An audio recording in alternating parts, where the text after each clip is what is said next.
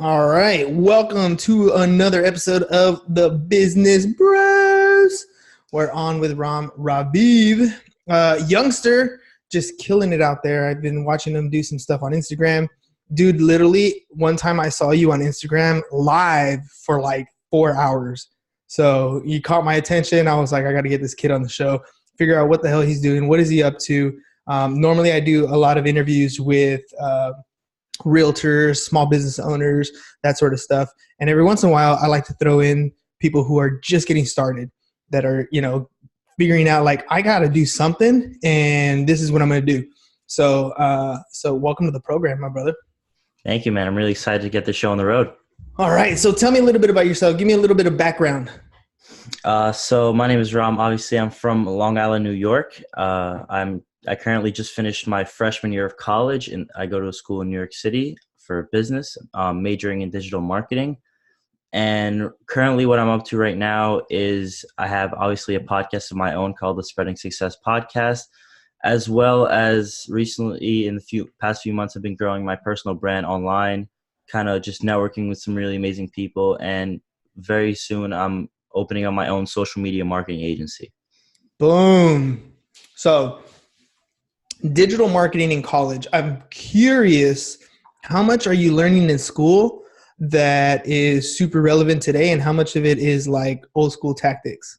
Yeah, so for me, honestly, like I said, I'm just a freshman, so I haven't taken any official major courses yet, but I kind of read through the description and thank the Lord, my school is pretty like up to date with business and marketing, things like that. So for a lot of colleges, they don't even have the digital marketing major. So I kind of looked into it a little bit more and it talked about e-commerce and online marketing metrics and things like that. And that's kind of what I'm interested in anyway. So I was like, might as well use that as like a hard skill that I can learn in college. Perfect. So now your generation grew up with nothing but internet. I don't think there's ever a time in your memory where you didn't have access to anything high speed, right? Mm-hmm. 100%, So yeah. right. So it's a totally different world. Like when I was a kid, when I was, your age, even freshman in college, like I got a cell phone, but all you could do is like call. You couldn't even text. Like it was an actual like phone with a, antenna you pull up the top. So, completely different world. But with that being said, like, tell me a little bit about what you and your generation see social media as versus what you think old guys like me see social media as. Mm-hmm. So like I said, in my generation, it's all up to date with marketing, and we've been doing social media all of our lives. That's really all we know. We don't know anything before that. So for us, that's the whole thing about social media marketing. It's kind of teaching the new world of online to people who have their own business and who are successful, but have not tapped into this relatively new area of advertising. Because a lot of people are still paying way too much for things like billboards and newspaper ads, which are just not getting the traffic that online advertising is receiving at the moment. So, okay, audience building, right? So Mm-hmm. it's all about having an audience. Like for me, the biggest thing when I started my podcast about a year ago, right? We did about 90 episodes. I do one every single day, right? And Wow. so we had about 90 episodes and nobody gave a shit, dude. Nobody listened to a single one except my mom. Mom listened, right? And so my 8-year-old comes up to me and goes, "Dad, if you want people to listen to your podcast, you need to get influencers on your show." And I was like, dude, this kid's a genius. He's 8. He knows more than everybody else. So that's what we did, right? We reached out to people and we started interviewing people. And it started to grow our audience because every time we got somebody on the show, they wanted to share their content with all their people, right? And so it kind of just like spider webbed out after that. So what are you doing differently? I've noticed some of the tactics that you're doing on your social media feed to expand your audience. And because I believe that is the next level of marketing. When you're talking about, doing paid ads and all that stuff, all that would be great, but you have to have an audience to do that too. Yeah. And the whole thing about Facebook and Instagram, the only way they work is if you have an audience that continually goes back and consumes the content, because, when they scroll, that's where the ads are. And obviously another component of that is influencer marketing. And for me, the way that I've kind of increased my audience in terms of the podcast is through building a personal brand, and not only through my podcast, but through kind of sharing my story. Obviously, I'm still pretty new into the whole podcasting entrepreneurship thing, really only started a few months ago, like I said, but through kind of giving people advice through while I'm going through certain things, it's what gains people's trust. And if they trust me and you build a relationship with them, not just like a regular post, you kind of show them your face and on the stories, always active on the stories, posting, sharing what's going on in my day, whether that be business related or kind of personal related. So they build that relationship. And then once they like you and you post new content, like they're always going to go watch your content because they really like you. Dude, that makes all the difference in the world. Like when you're talking about posting regularly, what do you mean by posting regularly? Because if you talk to somebody my age and older, posting regularly is 1 or 2 times a day, right? Mhm. Now I'm what are you, like 19, 20 years old? I'm actually 18. 18? Okay, perfect. So I'm talking to an 18-year-old kid. What does posting regularly mean to you? For me, I think it depends on the different types of accounts. Obviously, if you're doing like your podcast account, that's much different than doing like your personal account and like sharing your story that way. So for me, what I like to do is I create kind of small podcast previews, like the audio wave and like 2 pictures so people can kind of get like a preview or like a summary of what went on. So I post that, and then I also have like a kind of Twitter feed, which I started doing recently, where it's kind of like the Gary Vee style. So Hmm. I get one of those, and then I get a picture of myself, kind of to bring back the whole personal vibe. So kind of those three is what I kind of try to do in a week. But that doesn't sound like a lot, but keep in mind that I'm always posting on my story every single day. So kind of the post combined with the story just equals a consistent reminder of who you are, and they're always learning about you. But on the other hand, if you have a a business page or like a travel page or something like that that's not about a personal brand, it's a lot easier to curate content. So for that, I actually used to run one of those for soccer. I used to do a lot of things back in the day, and I used to post 3 times a day for those kinds of accounts because, like I said, it's much easier. And what when you talked a little bit earlier about branding, right? What does branding mean to you? How do you envision branding versus marketing? So for me, branding is the future, and that's what everyone's going to be looking at. And in terms of, I've done a little bit of research about drop shipping. I don't know if you're familiar with it. Hmm. So for drop shipping, a few years ago, it used to work where you could just promote any product you want. But now people are really people can tell the difference between like a regular store and like some Chinese BS. So for people, the only way to succeed now with drop shipping is through branding and creating a brand and to have repeat customers that really trust you and like you. So the whole trust factor is more important than anything else in my opinion, because if people don't trust you or like you, they're not going to buy from you. And you, especially with online, it's a lot harder to build trust than obviously if you're in person with a brick and mortar store. So branding is really the way to break that barrier of that lack of trust and for them to trust you and to be, like I said, repeat buyers.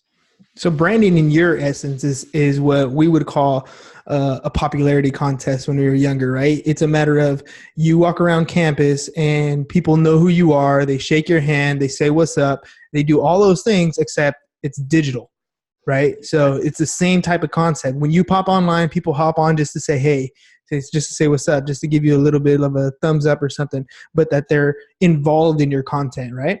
Yeah, for me, like I went to an entrepreneurship event a few months ago, and I was so well connected, and I shared my story, and people saw who I was associating myself with, not only online but in person, and they thought that I was a speaker at the event as well, and I was only getting started.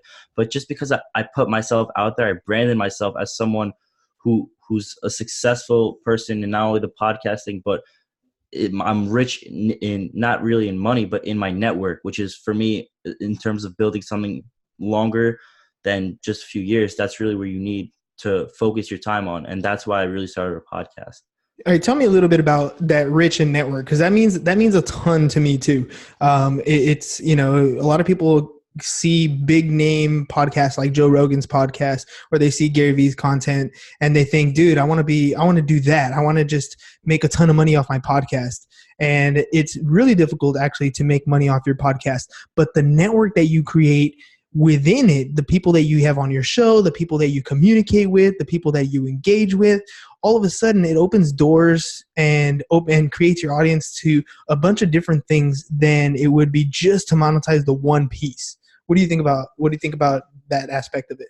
Yeah, so for me, when I first got into podcasting, it was never about the money. And obviously, for someone that's 18 years old, not a lot of people kind of adopt this mindset. Everyone's like, money, money, money. I want to be rich already. But for me, I see the relationship capital as being worth much more. So for me, the relationships that I've been able to meet, obviously, I'm only like around 10 episodes in because I've kind of been like focusing on each individual podcast very specifically, making sure like crafting it kind of to perfection. But for the episodes that I have done already, people have already been asking me to come on the show. And for some people, like I said, I'm extremely busy with all the podcasting, and now I want to focus as well on my media agency. So for some people, I actually have to say no. And that just shows how I only have like 10 episodes, and I'm already like feeling like I have so much credibility. But the networking has been extremely valuable. So, for example, for me, I had a guest on the podcast, and he's doing something that I want to do in the future, which is a social media marketing agency. So, we were kind of talking on Instagram, and he was like, "If you get me on your podcast, I'll show you how to do everything from start to finish."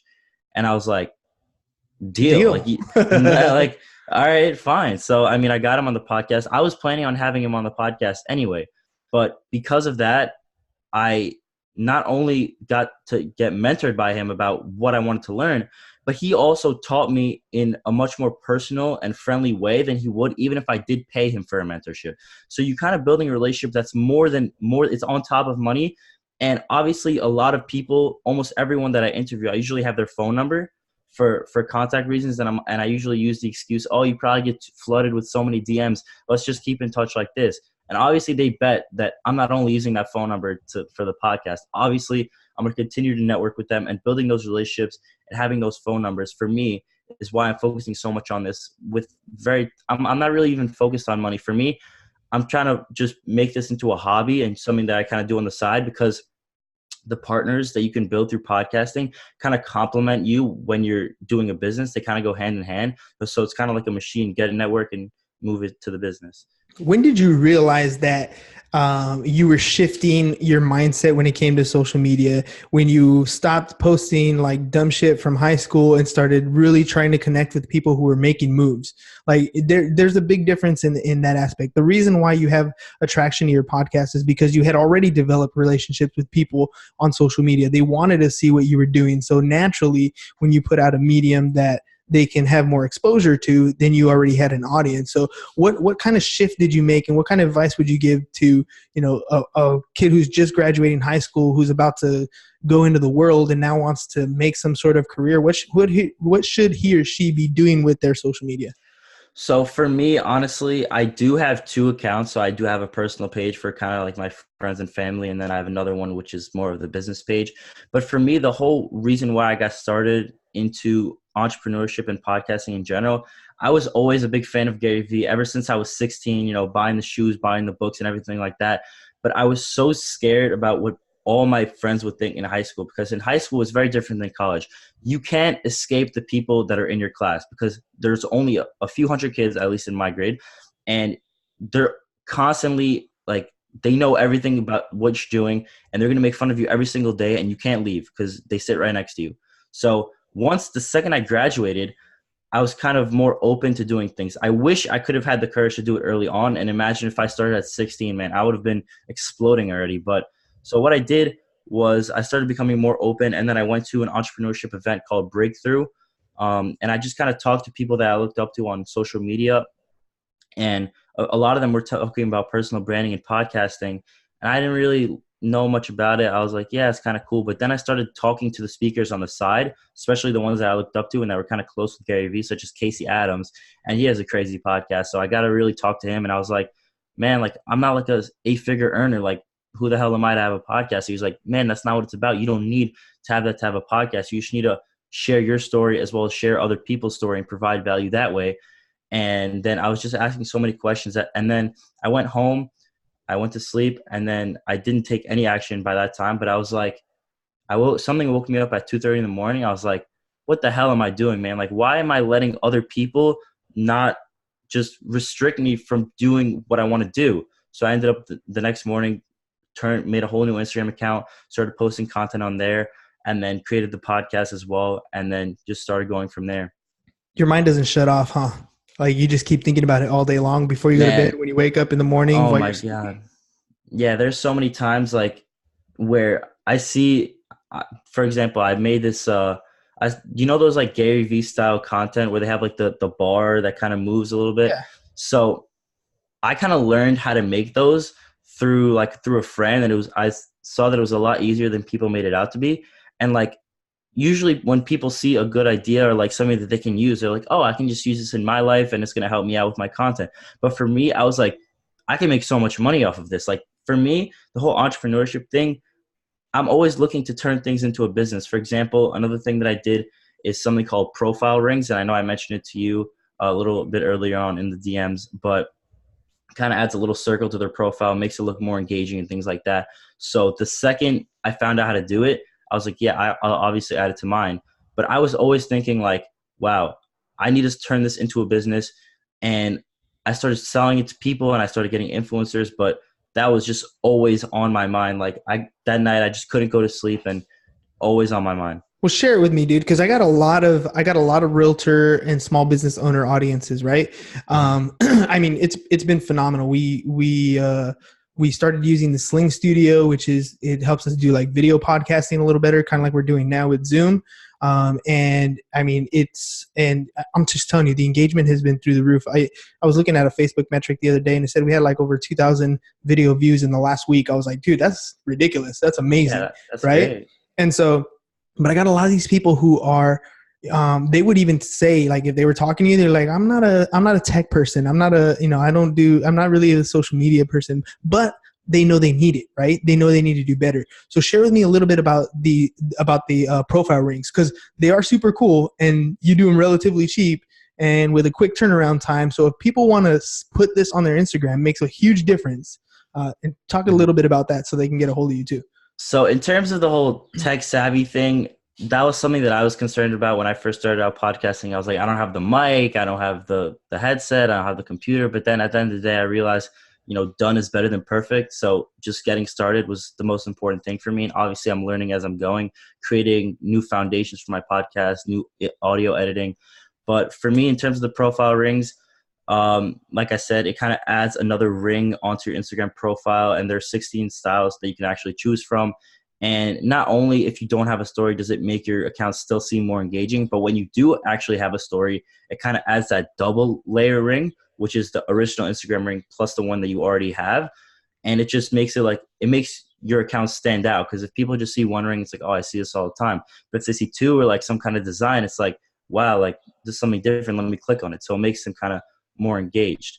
Right. And And and ultimately what happens is your stories get looked at more, which means whatever you have on your stories, whether it's a property profile, whether it's you having fun with your kids, whatever it is, your image, your brand, your logo, whatever shows up in their stories and it's much easier to see and you show up in other people's stories much easier, much clearer. yeah, and I've done it so far for a lot of and it's not like it's just some like local BS. I've been doing this for a lot of the influencers that do podcasting. I've done it for a few actors, actually, not even small people, like verified people. I just hit them up and say, look, I've done it for these people, it's helped them, so let me do it for you. And I actually secured the name at Profile Rings on Instagram, so that's kind of where I post a little bit of the content of kind of the influencers that I've done and the styles to choose from. So it's just, and that's how I've been able to build my own personal brand. So I started selling them at first to like local people, but then I realized that if I just gave it to the cool kids, the people who are making it for free, and then they'll just give me a shout out. I was known as the Profile Rings guy with having such a basic skill that it's kind of like an insider skill, but it's very, very easy to do. It's funny how when you get good at one thing, people pay you for it. Dude, you glossed over something you said right now that is to me super vital that you do. You said what you did to get more exposure on the profile rings was you reached out on DMs. You asked somebody, "Hey, let me do this for you for free." Oh yeah. Right? That's huge. That is huge. I mean, one of the things I love to do in DMs is send them a video DM because I think it's like a little cooler, like you get to Yeah. see it on your own time. But using the DMs to expand your reach and to ask for things. How often are you doing that? So in terms of the influencers, I stopped really focusing on the influencers and started going kind of to the average entrepreneur. Or the good thing about profile ranks is that it doesn't really even have to be an entrepreneur. Every account needs it. And that's why I was so mind blown when I originally thought of the idea to turn it into a business. So for me, I DM like hundreds of people a day. I kind of have like a set thing. And I know that if I tried a little bit harder with the video or audio, that it would have been a little bit better. But for me, I'm just trying to get to as many people as I can to kind of attract them. So the way I started off is kind of with like a curiosity. The question kind of makes them confused. So I'm like, hey, I realize you don't have a profile border on your profile picture. Why is that? And they're like, half of them are like, what is What are you that? talking Or about? Yeah. yeah, and then you see it drives a curiosity. They feel like they're missing something, or that they don't have something, or that their account is broken, or something like that. So I'm like, oh, don't worry, I do that. And then I go into the programs and I show them examples, and I can put the little verified badge as well to improve credibility. And they're like, that thing is fake. I'm like, I know it's fake, but it uses association psychology to kind of put that image hand in hand and make your account look more professional. It's funny how that works, huh? It's funny when you ask a question like, "Hey, why don't you have this?" All of a sudden, it's like, "Wait, Yeah, wait, what am I missing? What's going on here? exactly. What do you mean? What I don't have?" It's just the engagement factor, right? It's asking the right questions. Yeah. Once you started doing the profile rings and you got that credibility, how much of that spurred over to your podcast? So for the podcast, obviously through the profile rings and through the influencer shout outs, my whole personal brand as a whole started growing, because not only was I gaining followers through those whole shout outs, but I was also kind of known as the profile rings guy. And I've had a few people like starting now where, whether it be on the profile rings page or my page, where people just sometimes just hit me up in the DM. I kind of get a random one. They're like, can I do it? And I'm like, sure. Like, I don't even have to reach out to them at some points. So it kind of works out well that way. So the way it's kind of transitioned into the podcast is a lot of the people who found out about me because the profile rings, because of those shout outs, are now kind of a little bit more interested in my story, because the profile ring is not something that everyone is doing. It's kind of like a unique thing. And then it just transfers into more of an audience, people who want to know a little bit more about me, what I do, and things of that nature, basically. So all this talk on the profile rings, all this start about the podcast, it's really pushing you in the direction of your social media agency, right? So Mm-hmm. what do you envision building as far as social media agency? It can mean a lot of different things. So how do you see your particular agency? I mean, today, I know it's relatively early, but where do you see yourself going?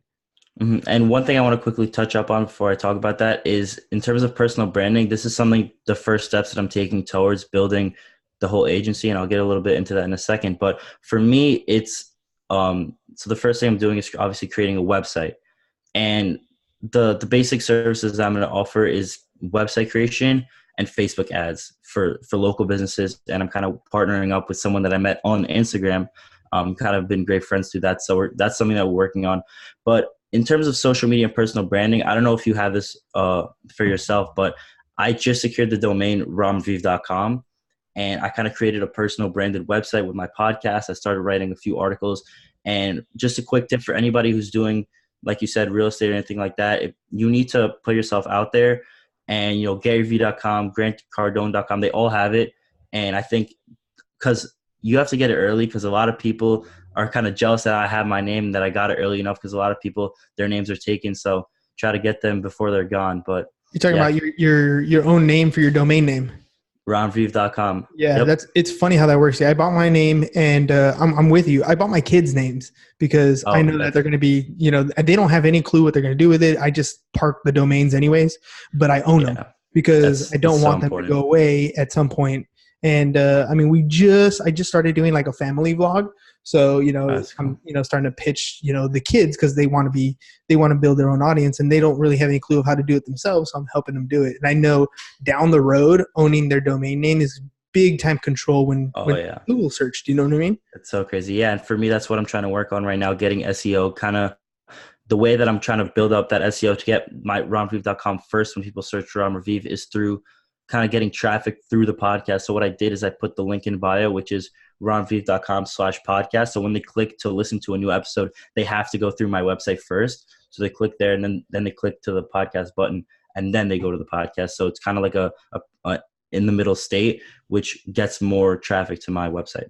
Yeah, all the difference in the world, right? It's just a Mhm. matter of attention. So tell me a little bit about this social media agency. What are you going to end up doing with it? What do you envision? Is it just going to be Facebook ads? Is it going to be more branding versus marketing? Where do you see it? So for me personally, I kind of do freelancing on the side, for local people who want to grow their personal brands, but that's kind of like a side thing. So for me, what I envision the way it working out is obviously, of course, first starting out as simple Facebook ads websites and kind of building up the credibility and the testimonials. And then once it gets more established and obviously the money comes in and we start getting more knowledgeable about exactly what we're doing, then we can expand it to things like funnel creation, SEO, and things like that. So that's kind of the basics. Obviously, right now, the reason why it hasn't officially launched and why we haven't officially started looking for clients is because we're focused on building our website and making our brand look perfect first. You have to set the foundation. So for me, that set the whole brand includes yourself as well. So making sure that you have a website and the actual company has a website, so that you're not only is the whole brand credible, but yourself is credible. Like you're also credible as well. All right, dude. How important, how relevant is it to spend time doing some live stuff, whether it's Facebook, Instagram, or whatever? Like, I mean, I know you're heavy on it, and maybe some people aren't comfortable with doing it. What advice would you give, and how important is it? Yeah, so for me, I've been going live, and my kind of one liner on my bio is I go live with lead entrepreneurs. Going live is probably one of the most important things you could do on social media, and being consistent with it as well. So what I like to do is I kind of go live on Instagram on Mondays and try to go Facebook live on Fridays, so to kind of get a wider audience. No one goes on the Facebook ones because no one really goes on Facebook. Live is from my audience, kind of the younger audience kind of sticks to Instagram. But for me, I kind of get not only friends that I have who I met through Instagram, but as well as the people that I have on my podcast. And that's like one of the most important things, and one of the most important breakthroughs that I had is I realized that not only can it improve my whole personal brand and my credibility, but it allows people in terms of my podcast to kind of have a conversation. And if they have any questions about the podcast, or they want to know more about the actual guest, it's kind of a way to be more interactive and live, because the chances that both of us are going to be available at the same time to answer someone's question and to kind of both get input is pretty rare. So that's why I do that, and kind of expanding my brand and building that trust and the connection with your audience. What kind of format do you have when you go live? Is it just like a let me just get up here and start talking about random stuff? Do you usually have like an agenda you put together ahead of time? Is it like a Q&A?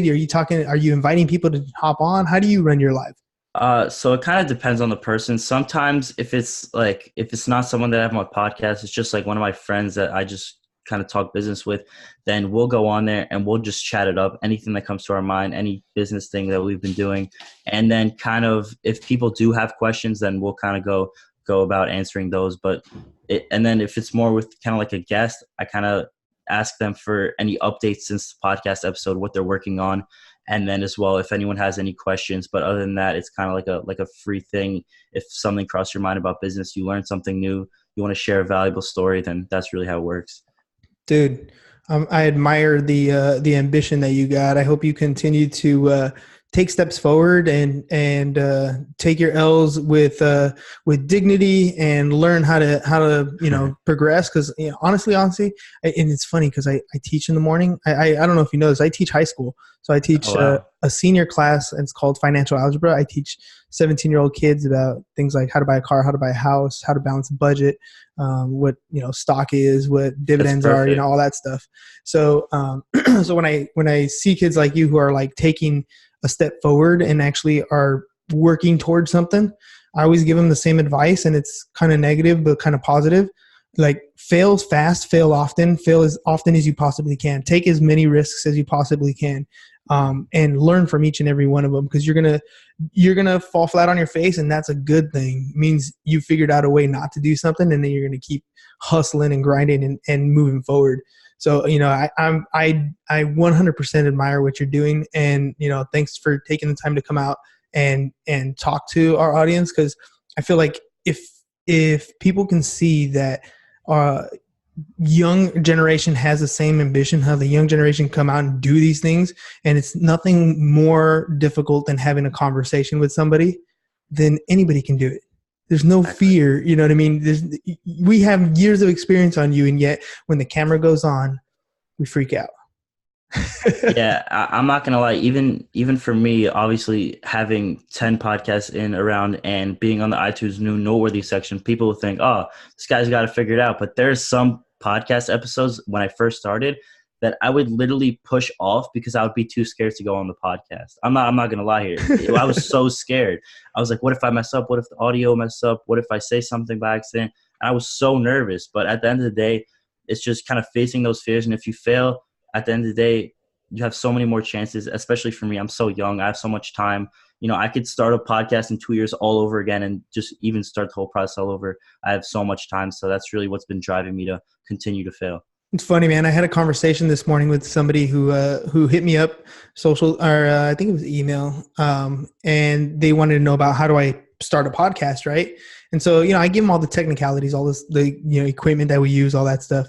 And then, you know, the advice I gave them was just go out and do it, dude. You're not going to get it right the first time. And I was like, you're going to put out a 30-minute or however long your podcast is going to be. And I guarantee you, most people don't listen to the whole thing. And if they do, it's like background. It's either in their car, at the gym, something like that.